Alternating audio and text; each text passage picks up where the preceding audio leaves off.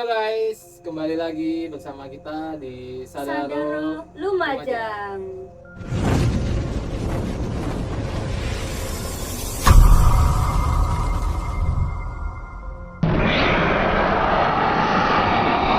Kita sekarang lagi ada di satu tempat di Jember. Namanya kalau nggak salah itu Bukit Panorama Bedadung. Ya, Bukit Itu- Panorama Bedadung. Jadi tempatnya itu sebenarnya ini tuh adalah sebuah wisata. Pas kita masuk ke sini, gerbangnya tuh emang udah rusak. Jadi kita kayak tinggal masuk aja, kayak bener-bener terbengkalai, tempat umum yang terbengkalai kayak gitu. Dan buat teman-teman yang ingin kesini juga malam-malam, disarankan jangan pernah untuk sendirian atau mencoba sendiri-sendiri. Takutnya kenapa-kenapa karena Tempatnya rumputnya udah tinggi-tinggi, Ya, terus banyak pepohonan, jadi takutnya itu ada ular atau binatang-binatang liar lainnya gitu. Sadaro bukan hanya konten uji nyali, sekarang ada konten terbaru di Sadaro. Namanya apa? Ngecas bro, Nah, ngepodcast bareng Sadaro. di konten Ngecas Bro ini kita akan podcast di beberapa tempat, dan podcastnya itu bukan di tempat atau di ruangan, tapi kita podcastnya di beberapa tempat yang dibilang angker. Jadi masih berhubungan lah sama uji nyali, tapi kita di sini podcast saja, cerita-cerita pengalaman-pengalaman yang mungkin Horor dari bintang tamu kita. kayak gitu. Dan di sini saya bukan hanya ditemani sama Agung, Yes. tapi ada bintang tamu yang Teman kita gitulah ya. teman kita juga. Mungkin ada pengalaman horor atau gimana gitu. Langsung aja kita kenalin dulu bintang tamu kita, teman kita. Halo Kak. Halo, Halo. selamat malam semuanya. Selamat malam. Selamat malam. Kenalan dulu Mas. namanya Boleh siapa? kenalan dulu. Ya, perkenalkan saya. Kak. Perkenalkan saya Deva, asal dari Sidoarjo. Kerja part time atau gimana? Baru lulus? Baru lulus untuk saat ini baru. Oh, selamat ya Kak. Masnya punya cerita horor apa nih ke kita, mau ceritakan apa nih? Ini ya, waktu itu kan sempat ada pandemi, Ya, perkuliahan online. ya. Jadi saya diajak oleh teman saya bekerja di salah satu rumah sakit.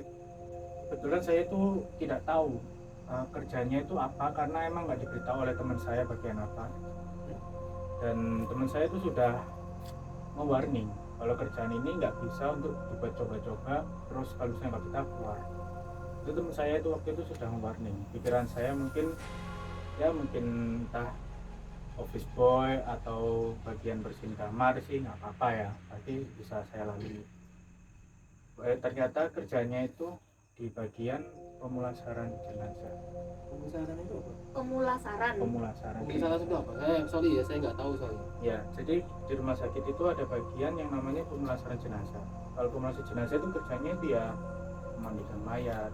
Oh. Terus habis itu kalau misalnya ada mayat meninggal yang dari kecelakaan atau lagi nggak utuh, itu kita yang menjadikan satu, entah dijahit atau apa. Itu. Dari kerjaan itu ada nggak hal-hal serem yang pernah dialami? Ini, saya tuh tipikal orang yang nggak percaya kalau mereka itu bisa menampakkan diri. Mereka, tetapi saya percaya mereka juga ada. Itu di kerjaan saya alhamdulillah tidak terjadi yang seperti dia merampakkan, itu enggak ada, cuma hanya gangguan metafisik seperti mungkin kalian tahu ada kayak mangkok stainless operasi. Itu kadang waktu itu saya dinas malam, jaga malam, masuk jam 9, mas pulangnya jam 7 pagi. Sendiri? 2 orang, nggak boleh sendiri. Kenapa lo nggak pilih sendiri? Rasanya? Ya itu tadi, karena Apa karena emang SOP-nya dari situnya? ya memang SOP, kalau misalnya ada kerjaan kan sulit juga mas, kalau misalnya memindahkan mayat atau apa sendiri kan juga iya. susah. Jadi minimal 2 orang. Nah dari situ waktu itu saya sama teman saya lagi nyantai di ruangan. Ada ruangan kecil yang memang disediakan untuk tempat istirahat para pekerjanya. Ketika saya santai, mangkok operasi tadi yang stainless, mungkin kalian tahu bentuknya, itu tuh jatuh sendiri. Itu saya baru kerja sekitar 3 bulan. Saya ingat banget itu 3 bulan sudah ada kejadian itu. Teman saya yang sudah lama, emang udah biasa ya mungkin anaknya ya. Saya tanya, "Loh Mas, itu saya gitu kan." Terus teman saya cuma apa ya istilahnya bahasa Indonesianya, "Ada apa sih? Gak usah main-main ini tempat kerja." Gitu. Terus yang pengalaman kedua, nah ini yang benar-benar saya merasakan sendiri tuh kayak waktu itu saya ditugaskan oleh rumah sakit mengambil jenazah yang sudah busuk di dalam kosan, membusuk lama, mengevakuasi lah istilahnya. Itu jenazahnya laki-laki. Begitu sampai di lokasi nggak ada kendala, kita evakuasi jenazah bawa ke rumah sakit, perawatan jenazah selesai. Nah setelah itu saya tidur siang, waktu itu alhamdulillah siang hari saya tidur siang di ruangan istirahat tadi. Saya dimimpikan sama orang yang saya rawat itu tadi, Orang yang jenazah Yang itu. jenazah. dievakuasi. Iya. Saya dimimpikan, dia nggak bilang apa-apa, cuma saya ingat betul, saya rasa itu waktu itu saya sedang tidur di ruangan saya. Saya ingat di mimpi saya itu orang itu datang di pinggir saya, bangunin saya, nggak ngomong apa-apa, cuma sambil senyum pergi. Kayak ngucapin terima kasih mungkin. Mungkin seperti itu. Terus kalau mungkin kalian belum pernah atau belum tahu aromanya jenazah yang udah busuk, kalau mungkin kalian tahu aroma durian yang udah matang banget dan membusuk, ya itu seperti itu, baunya 11-12. Dan saya ingat waktu itu saya tugas pertama itu jenazah busuk yang dari air. Ya, jadi jenazah Meninggal di air. ya ternyata bau jenazah yang dari air, busuk di air dengan yang di darat itu lebih bau yang di darat. Dan Oh, juga, iya. ya, dan kalau yang di darat itu jenazahnya apa ya? Kita kan tahu tubuh kita ini 90% itu air. Jenazah yang busuk di darat itu mereka mengeluarkan cairan hitam dan itu bau banget bau. Cairan hitamnya apa? Maksudnya darah. Gini, kalau di lantai dia hitam, tapi begitu diserok pakai kapas itu ada kayak hitam merah. Pengalaman lain tempat desa saya membuat kopi, habis itu saya tinggal. Setelah itu saya kembali lagi, saya tinggal waktu itu karena ada telepon dari administrasi, saya tinggal telepon, itu balik lagi, saya mau mencicipi kopi saya itu sudah tidak manis lagi. Padahal ketika membuat pakai gula. Pakai gula, saya ingat banget, soalnya waktu itu kebetulan wadah gulanya belum saya tutup, makanya saya kembali. Apa lupa nggak ngasih gula, cuman dibuka aja. Atau Gini, kurang. Kalau misalnya belum dikasih gula, pasti saya belum ngaduk. Itu sudah saya aduk dan sendoknya itu saya taruh di sebelahnya tangga kopi itu tadi. Tapi sebelumnya belum diicipin. Belum, karena keburu ada telepon tadi, saya angkat. Pas saya balik mau saya icipi, itu kopi itu nggak ada rasanya, manis nggak ada, pahit nggak ada, Apa tuh? hambar. Pahit enggak? Pahit enggak, manis enggak, hambar, bener-bener hambar. Kak, rasa kopinya ada, cuma kan kalau kopi kan ada pahitnya, itu enggak ada, bener-bener hambar. Setelah itu gini, posisi dapur itu, ini meja dapur ya, saya buat kopi. Di sini ada jendela itu lurus sama pintu keluarnya dapur. Nah, pintu keluar dapur ini udah, kalian tahu tempat buat mandi jenazah itu, ya itu udah kelihatan. Nah waktu itu pintu keluar dapur ini lurus sama pintu keluarnya dari ruang jenazah. Nah setelah itu saya lihat di jendela, dari jendela seperti ada bapak-bapak berdiri. Saya kira mungkin ada anggota keluarga dari si jenazah mau nyari jenazahnya. Saya sadar ada orang, kan kelihatan dari pantulan cermin jendela itu tadi. Akhirnya saya keluar, "Ya Pak, enten nopo?" Saya tanya. Orangnya nggak ada. Tapi hanya ada di pantulan jendela. Iya, pantulan jendela itu. Kan soalnya kan posisi jendela sini, ini pintu. Saya lihat di sini ada orang gitu. Saya keluar, ada orang. Terus juga kan di ruang jenazah itu ada lemari tes jenazah. Ya. Nah itu lemari jenazah itu lemari pintunya itu tebal dan sedikit berat, dan penguncinya itu benar-benar rapat. Nah setelah itu saya ingat betul, saya masuk dari luar, masuk ke kamar ruang jenazah itu, lemari es itu tertutup semua. Walaupun saya nggak lihat, tapi saya tahu itu masih tertutup semua. Saya ke ruangan sebelah lagi, bagian peralatan buat pakai pakaian APD. Itu saya keluar, salah satu pintu lemari itu terbuka. Padahal awalnya dikunci. Kunci tertutup rapat. Waktu itu salah satu teman saya, namanya istilahnya Yoga lah ya. Yoga saya tanyakan, Yok, kamu kalau udah buka lemari es tutup lagi. Saya kasih tahu itu. Ternyata teman saya waktu ketemu itu dia lagi main Mobile Legends. Dan akhirnya membuka. Iya, dia akhirnya membantah loh. Mas tahu dari tadi main Mobile Legends. Itu lemari es bukaan nanti gitu. Lemari esnya itu ada isinya apa gitu? Ada. Isinya. Yang kebuka itu yang ada isinya. Ada isinya. Berarti itu pengalaman-pengalaman horor yang ada di tempat kerja. Iya. Kalau di luar dari tempat kerja ada nggak? Di tempat desa saya di Magetan itu saya sempat mengalami. Magetan, Magetan, bukan di Sidoarjo. bukan di Magetan. Magetan itu tempat masa kecil atau gimana? Desanya ayah saya. Oh iya. Waktu itu ini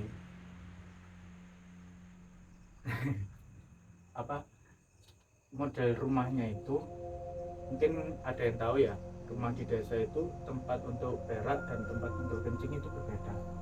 Agak berjauhan. Nah itu waktu itu saya malam jam 12 bangun, tepatan waktu itu setelah pengajian 7 harinya Mbak.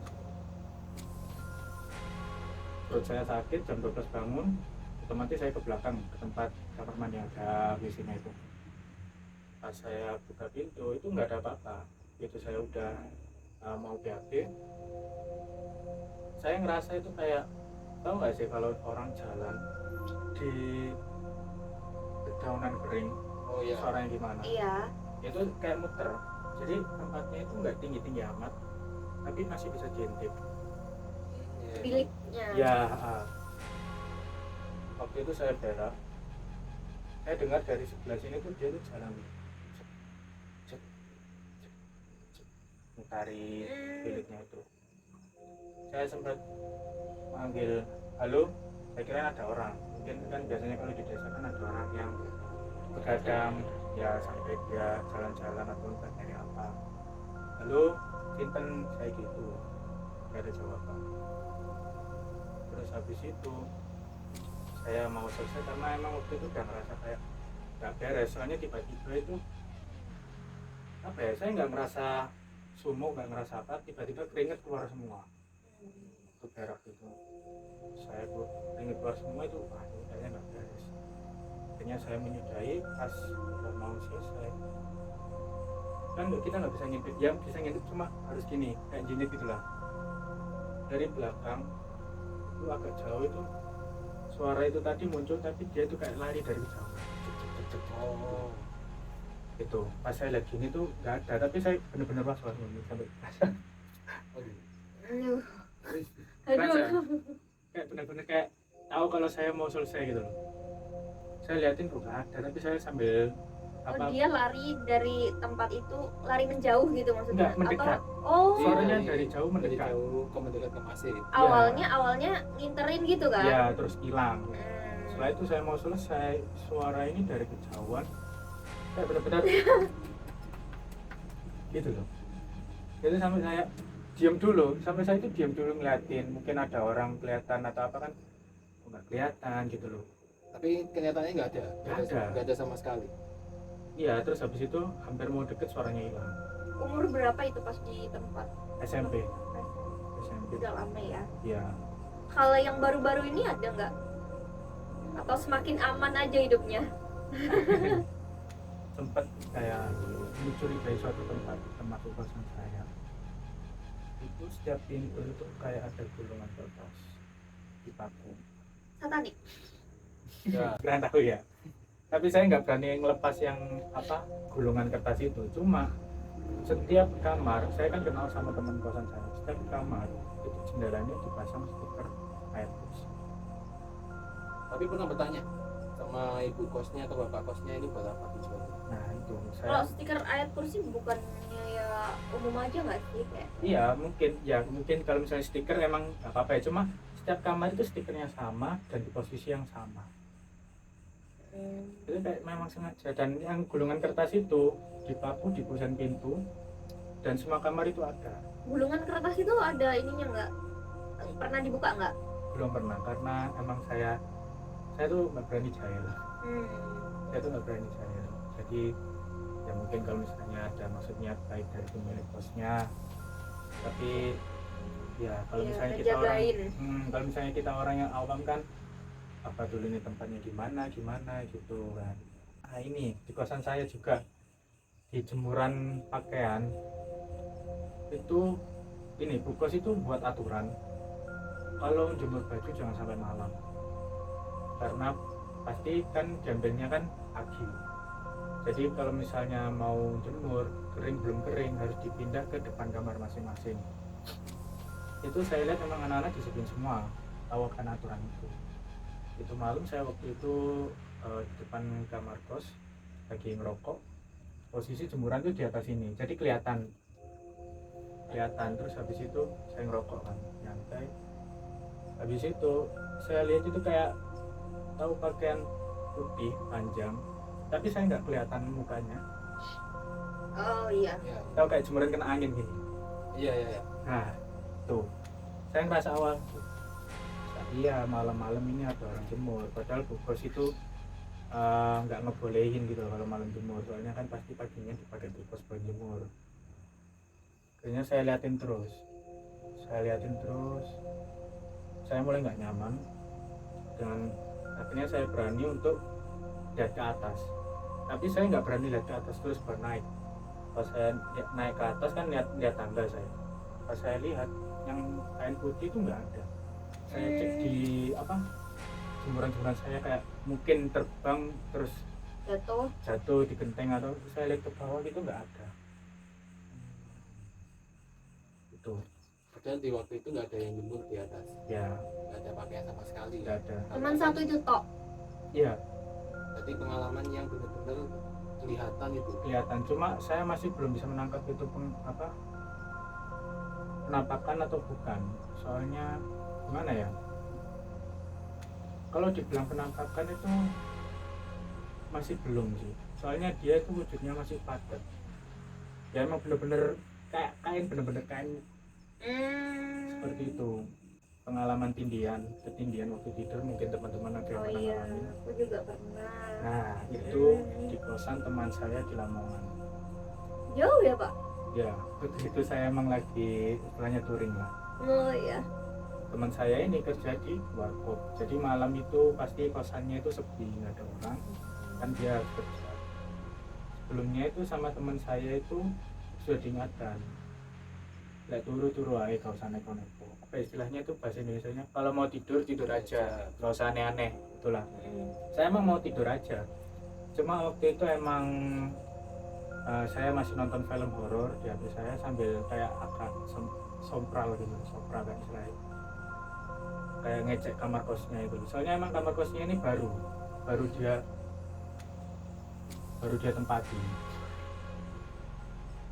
tempati dan saya sudah diingatkan seperti itu.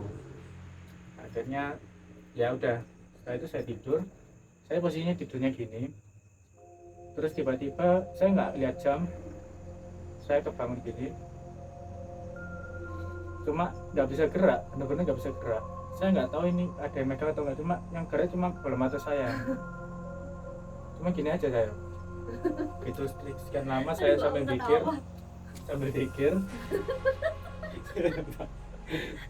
Nanti gimana? Angkat man. Udah Sambil- brengsek man itu mah anjing. Why?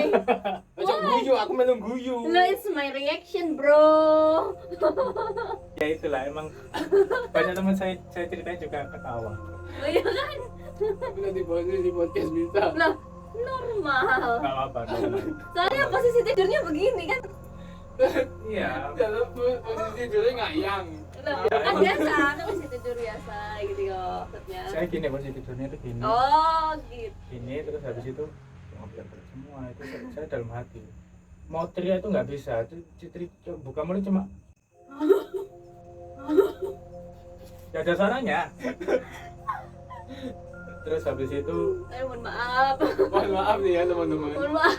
Ini emang podcastnya tuh ya jalan apa? Jadi Jalannya lah. setelah itu saya berusaha gimana caranya supaya biar bisa gerak lagi. Saya baca zikir, semuanya saya baca Di dalam hati. di dalam hati. Hmm. Begitu saya setelah lama baca, kan kamar kos posisinya itu mati, benar-benar gelap. Saya lihat di kaki saya itu berdiri bayangan aja besar banget, Hmm. tapi dia tuh nggak diam, semakin besar semakin tinggi. Oh. Dan saya dikiranya berubah. Dalam hati saya, ya Allah, ini apa hitam? Saya ubah dikir saya, Allah Akbar, Allah Akbar, Allah Akbar. Setelah itu saya dalam hati, ya Allah, la haula wala quwata illa billah. Bismillahirrahmanirrahim. Allahu Akbar. Saya begitu langsung lepas, sadar lagi, bisa gerak semua. Yang hitam itu hilang.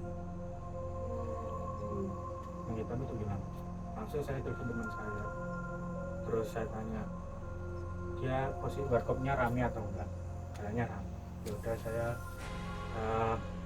tanpa panjang lebar, saya ambil dompet, HP, berangkat ke warkop teman saya, nemeni teman saya kerja sampai pagi. Oh, cerita ke temannya pada saat itu. Cerita waktu itu, tapi saya ceritanya nggak langsung aku mau gini enggak. Saya ceritanya gini, kamar kosmu dulu ini tempatnya apa, karena memang kan gitu semua kan ada asal mula kenapa dia gitu, kenapa dia begitu. Saya tanya, kosmu ini dulu tempatnya apa? Teman saya langsung kaget, takut. Nah, kenapa Dev? Kamu habis diganggu. Teman saya langsung gitu. Teman saya langsung kayak Berarti gitu. langsung ngeh ya temannya. Iya, makanya waktu itu setelah itu saya mau pulang, saya saran ke teman saya pindah kos, cuma karena emang cuma kosan itu aja yang harganya itu paling murah, jadi saya lebih baik bertahan. Dan dia memang ternyata emang kejadian seperti itu juga, malah katanya itu lebih parah. Dia tuh sampai ditarik masuk ke kamar mandi waktu tidur itu. Ditarik nggak, tapi belum sadar, dia tahu tidur itu di tempat tidur, itu bangun udah di kamar mandi. Oh, ada. Kayak gitu, entah apa ya, sleepwalking atau Lindur ya, yes. Nah, Bisa jadi Hmm. Tadi kan di awal Kak Dev kan bilang kalau misalkan masih nggak percaya kalau mereka itu bisa nampakkan diri, tapi percaya bahwa mereka itu ada. Iya. Nah, dari pengalaman-pengalaman yang udah aku dengar tadi sama teman-teman dengar, itu kan cukup membuktikan bahwa mereka sebenarnya bisa nampak juga gitu kan. Contohnya pas Iya. lagi ketindian gitu kan ya, kan kelihatan hitam. Itu kan juga cukup bisa membuktikan bahwa mereka mungkin bisa nampak gitu loh. Nah, hal apa yang mendasari Kak Dev untuk tetap nggak percaya gitu loh? Padahal sebelumnya dengan dari pengalaman-pengalaman sebelumnya kan udah kebukti juga gitu. Iya. Jadi gini, alasan saya tetap untuk tidak percaya, tapi saya percaya tentang ilmu metafisika. Ilmu metafisika itu sebuah prinsip ilmu di mana setiap kursi, benda atau apapun itu memiliki nyawa. Ya. Jadi saya selalu membawa hal yang positif. Misalnya kejadian-kejadian seperti itu saya selalu positif. Mungkin orang yang kan ada orang yang nakut-nakuti kan emang ada. Mungkin orang yang mau nakut-nakuti. Kalau misalnya kejadian seperti yang di kosan tadi saya ketindian, ya mungkin aja saya beralasan seperti ini. Mungkin tembok itu Lowo. mungkin tembok itu ada nyawanya. maka biasanya kalau orang ketinggian itu kebanyakan biasanya sih capek. Ya. Capek udah kerja atau apapun. Bisa jadi. Ya udah kan udah dijawab kalau Ya. lebih percaya ke ilmu metafisika gitu dan lebih positive thinking, gak dikit-dikit negative thinking terus ngira Berarti itu apa gitu. masnya lebih memilih ke hal-hal positif meskipun Iya. Oh ya, tadi soal prinsip metafisik, saya minta maaf kalau misalnya saya salah dalam menyampaikan ya. Soalnya yang saya tahu itu seperti itu. masnya tahu, jangan hujat dong. Namanya masnya Iya. tahu. Jangan dong. Ya, kalau misalnya salah bisa dikasih tahu. Bisa komen di kolom di bawah. Jangan asal ngomong-ngomong doang. Komen aja di bawah. Enggak apa-apa. Di bawah mana? Di bawah sini. Di bawah. Kalau sekarang saya tanya nih sama tadi kan pertanyaan masnya kan meskipun ada gitu-gitu kan masih belum percaya di bawah hal positif nih. Ya. Kalau Mbak Arum nih gimana nih? Kalau Mbak Arum sendiri percaya nggak sama gitu-gituan? Kurang lebih sama kayak Kak Dev ini. Jadi kayak ya percaya nggak percaya gitu, tapi tetap percaya mereka itu ada gitu loh. Tapi jangan nampakin kalau emang ada, tolong ya. Itu ya teman-teman semuanya. Makasih buat masnya. Ya. Udah Makasih hadir. Kak Dev. Udah cerita pengalaman-pengalaman yang mungkin membuat kita biar lebih percaya. Percaya apa nih? Percaya sama hantu. Oh, percaya sama hantu. Semoga buat kalian semua suka dengan konten baru ini. Kalaupun suka, silakan like dan share sebanyak-banyaknya biar kita buat Share. konten-konten kayak Yes, gini. yes. Biar gak uji nyali mulu. Mm-mm. Capek kita jalan-jalan.